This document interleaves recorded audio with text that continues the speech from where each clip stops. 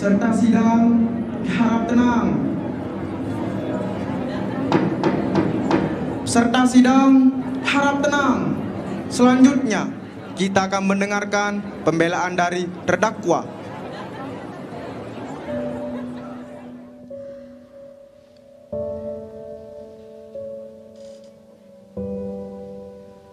Dewan Hakim yang terhormat. Dewan Hakim yang terhormat. Dewan Hakim yang terhormat.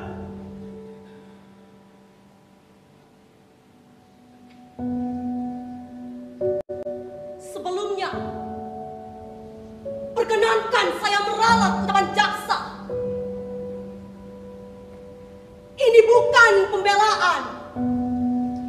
Saya tidak merasa akan melakukan pembelaan terhadap diri saya sendiri.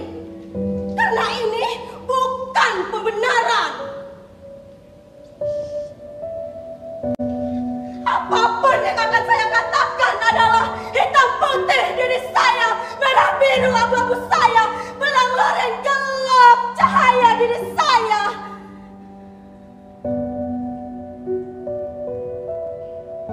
Nama saya Sumara, seorang perempuan, seorang TKW, seorang pembunuh, dan seorang pesakitan.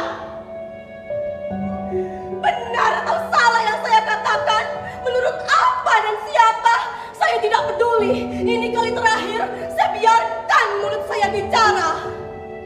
Saya tidak butuh pembela, saya tidak butuh penasihat hukum, karena saya tidak mampu membayarnya. Saya juga tidak mampu dan tidak mau memberikan selipan uang kepada siapapun untuk melicinkan kebebasan dari segala tuduhan. Semua sudah jelas, Pak Hakim. Semua tuduhan terhadap saya benar adanya. Segala ancaman hukum, vonis mati, saya terima tanpa pembelaan, banding atau apalah namanya. Kematian adalah kelahiran yang kedua. Untuk apa berkelit kalau memang itu sudah menjadi minarah dalam hidup saya? Pengalaman hidup saya mengajarkan bahwa sangat jarang dan hampir tidak ada sesuatu yang tanpa imbalan dan resiko. Yang jelas, sekarang biarkan dulu saya bicara tentang apa saja, penting atau tidak penting bagi Dewan Hakim atau bagi siapapun. Saya tidak peduli. Apapun yang ingin saya lakukan, biarkan seperti air yang mengalir dari hulu ke hilir, mengalir kemanapun curah yang mungkin terambah, mungkin mengendap di sela-sela jepitan hidup orang, mungkin menabrak kandas batu dalam kepala orang, menimbul riak, mungkin meluncur begitu saja bersama lumpur kehidupan dan rentannya helai-helai kemanusiaan, atau bahkan meluap-luap menggenangi seluruh muka busuk para majikan, para penguasa, hingga curug kota.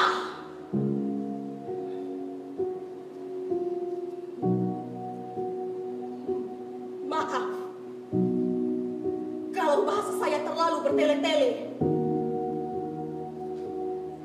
Ya, inilah saya, Sumara. Menjadi babu, buruh dan budak sudah menjadi pilihan saya. Bertahun-tahun saya menjilati kaki orang, merangkakkan hidup di bawah kaki orang. Bertahun-tahun saya tahan mulut saya lipat lidah saya agar tidak bicara. Karena bicara berarti bencana, bencana bagi perut saya, perut Simbo, dan bencana pula bagi para majikan.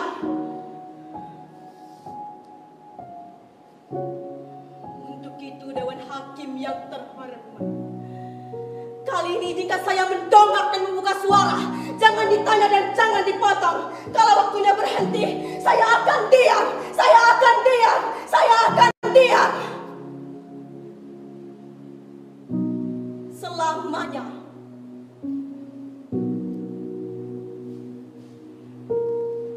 kecil. Saya tidak pernah berani menamakan wajah. Apalagi di Karangsari, desa tempat saya dilahirkan.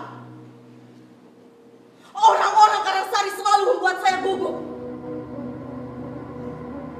Kegugupan itu bermula suatu ketika di kelas Pak Kasirin, guru madrasah saya, menerangkan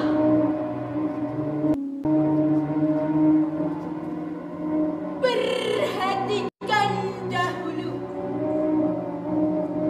pembunuhan pada jenderal itu dilakukan oleh sekelompok orang yang sangat kecil yang tergabung dalam organisasi PKI. PKI itu benar-benar biadab. Untuk itu dihapus dan dilarang berkembang lagi. Seluruh hantai PKI dihukum.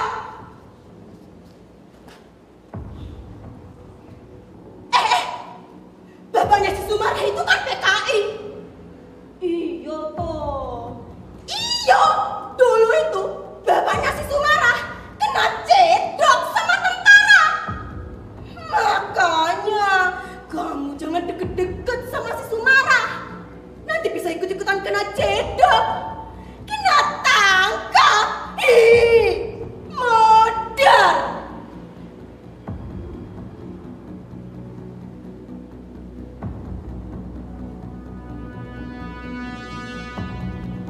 Kata siapa bapak saya PKI? Kata siapa si Suliman PKI? Bapak saya bukan PKI. Bapak saya bukan PKI. Sekali lagi saya tekankan, bapak saya bukan PKI.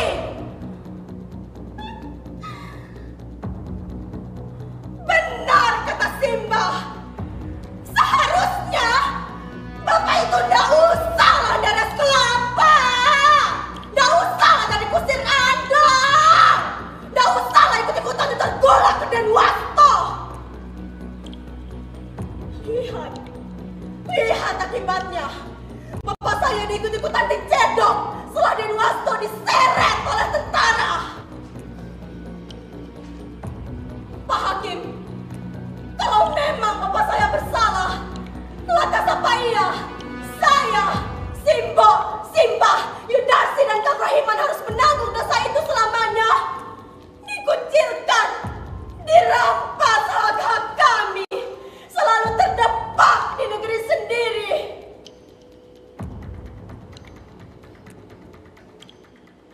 Demikian saya menjerit, meraung-raung dalam bibir yang terkunci.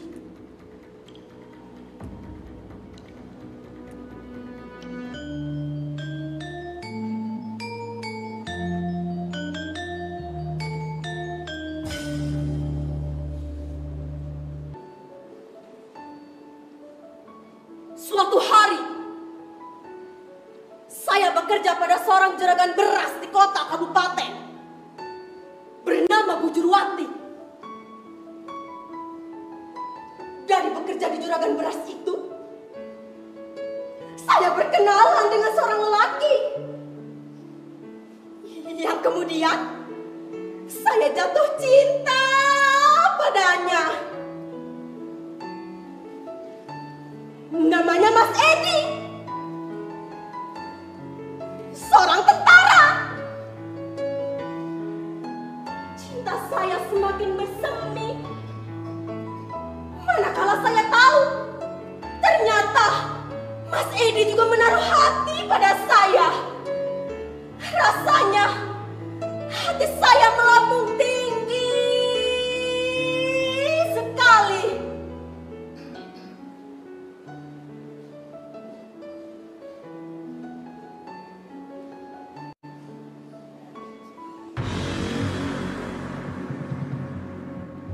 Tapi untuk kemudian terpelanting dan jatuh ke jurang yang curam. Saya tidak mungkin meneruskan hubungan cinta saya dengan Mas Edi. Saya tidak mungkin membumikan impian untuk menjadi istrinya. Mas Edi mundur teratur setelah mengetahui Sebagai tentara, haram jatah hukumnya jika mempunyai istri seperti saya. Lagi-lagi, bayangan Bapak menggelapkan nama saya. Untuk itu, saya putuskan untuk berhenti. Saya ingin pamit, saya ingin pergi, saya ingin lari mencari tempat yang jauh, di mana bayangan Bapak tidak dapat mengutip lagi.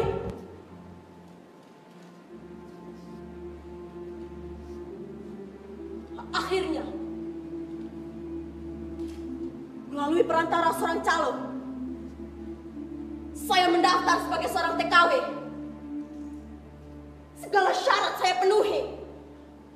Mulai dari biaya-biaya administrasi di kelurahan, Depnaker, kantor imigrasi, biro tenaga kerja, sampai biaya paket pengek yang ternyata panjang sekali yang terkait.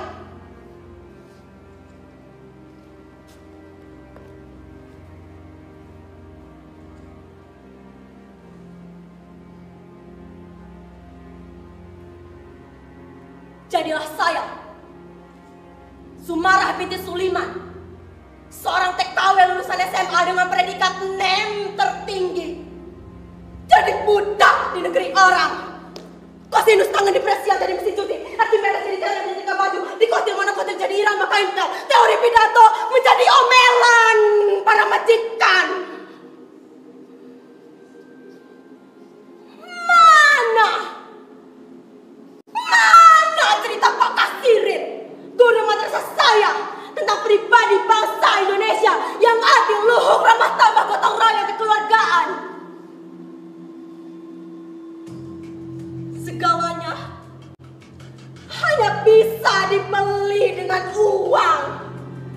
Segalanya hanya bisa dibeli dengan uang. Dan sekarang di negeri orang saya menjadi budak, menjual impian untuk hidup lebih baik. Di negeri orang, saya hanguskan segala cita saya, seluruh kenangan, manis, pahit, getir, masa remaja saya. Saya pikir segalanya akan jadi berubah. Saya pikir saya dapat bermetamorfosa dari ulat bulu menjadi kupu-kupu yang indah. Tapi ternyata Sumarah tetap saja kandas. Di balik jubah-jubah majikan saya, di balik cadar-cadar hitam majikan saya, segala nasib saya kandas. Saya disiksa.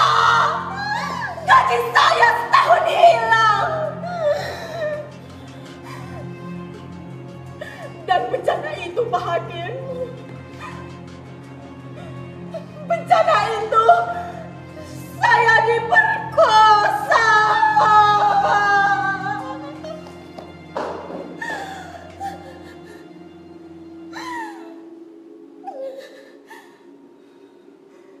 Bagai budak yang halal dibinatangkan.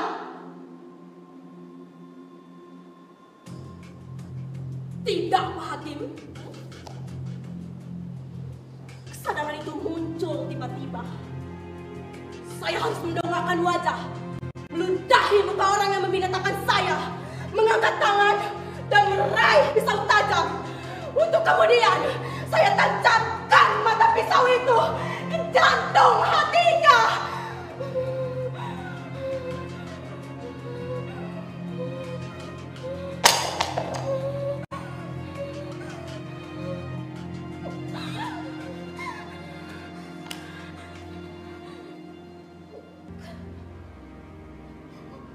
Majikan itu, Pak Hakim.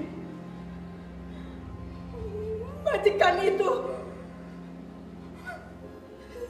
saya bunuh.